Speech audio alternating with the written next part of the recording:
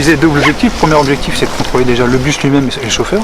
Donc un contrôle bien sûr sur dépistage alcoolémie stupéfiant sur les chauffeurs, contrôle des équipements de sécurité du bus et puis tout ce qui est documents administratifs. Donc ça c'est on va dire le contrôle classique du véhicule. Et ensuite on va attendre l'arrivée des élèves pour leur faire un rappel de prévention, pour leur rappeler le caractère obligatoire du port de la ceinture de sécurité et surtout son utilité, puisqu'on a été impacté par un cas concret en juin 2017 sur Saint-Marcel où on a eu un accident de bus scolaire et les 9 blessés, dont un qui était quand même assez grave puisqu'il y a une jeune fille qui est passée plusieurs fois sur la table d'opération. Les 9 qui ont été blessés ne portaient pas leur ceinture de sécurité. Donc, en cas d'accident dans un bus, au mieux vous êtes projeté à l'intérieur, donc déjà vous risquez une grave blessure, et au pire vous êtes projeté à l'extérieur du bus et là ça a des conséquences beaucoup plus graves. Ouais. Donc là c'est un message pour les et là ça élèves, sera un message de prévention, encore une fois, on n'est même pas là pour venir les verbaliser, mais là en tout cas c'est un message de prévention, on vient leur rappeler et on vient leur rappeler le cas concret qu'on a eu l'année dernière.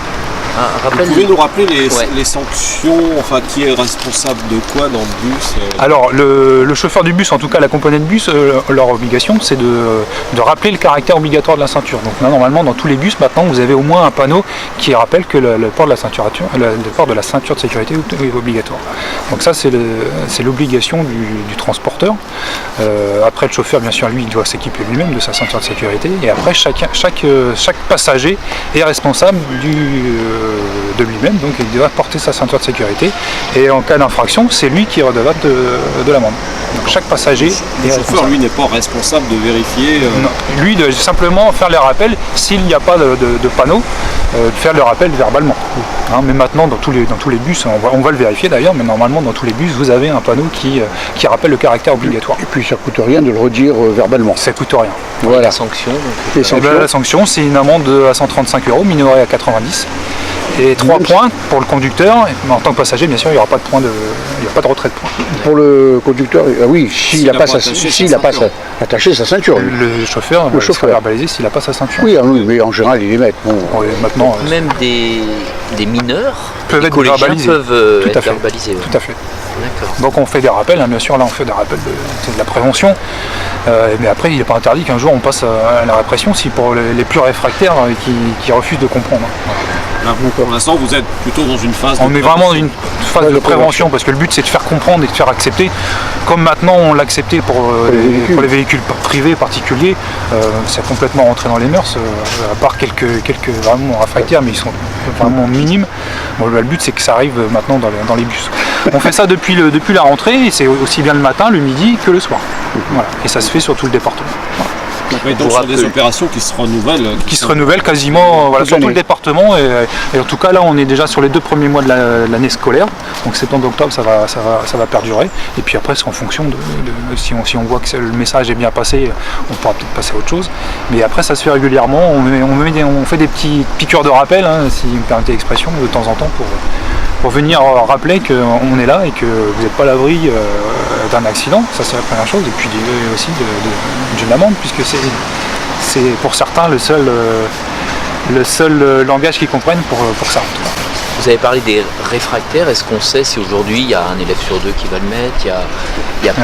Alors c'est compliqué à savoir, parce que là ils vont nous voir en sortant de l'établissement scolaire, ils vont nous voir, donc ils vont forcément la mettre. Ouais. Mais on sait que si on n'était pas là, il y en a beaucoup qui ne la mettraient pas. Voilà. Eux-mêmes il y en avait 9 qui s'étaient pas attachés en juin. Qui l'avouent. En tout cas, les 9 qui ont été blessés, on va avouer qu'ils n'avaient pas leur ceinture de sécurité. Pas vous faire la morale comme à des bébés, on veut juste vous sensibiliser sur le fait que la ceinture elle est extrêmement importante, même dans un bus, d'accord? On a eu le cas l'année dernière, on a eu un accident de bus, on a eu de nombreux élèves qui ont été blessés par des ecchymoses et autres, et nous ont avoué qu'effectivement, ils ont été honnêtes, ils ont été francs, ils nous ont avoué qu'effectivement tous ne portaient pas la ceinture. D'accord? Donc ça vous demande pas grand chose, on vous demande juste de mettre votre ceinture. D'accord? Et c'est quand même dommage, notamment mademoiselle, vous êtes assise au milieu, imaginez si vous n'avez pas de ceinture, un coup de frein, vous vous retrouvez étalé dans le milieu du bus. D'accord? Donc c'est super important. Donc on n'est pas là pour vous faire la morale ou pour vous respecter quoi que ce soit, mais essayez de prendre l'habitude de mettre votre ceinture. Vous la mettez quand vous montez en voiture avec vos parents. Donc en bus c'est pareil. Alors des fois effectivement c'est contraignant, on n'arrive pas à se retourner pour discuter avec le petit copain, mais c'est pour votre sécurité, d'accord? C'est pas pour vous embêter, d'accord? On n'est pas là pour verbaliser, d'accord? C'est pas le but, il est pas là. Le but il est pas répressif.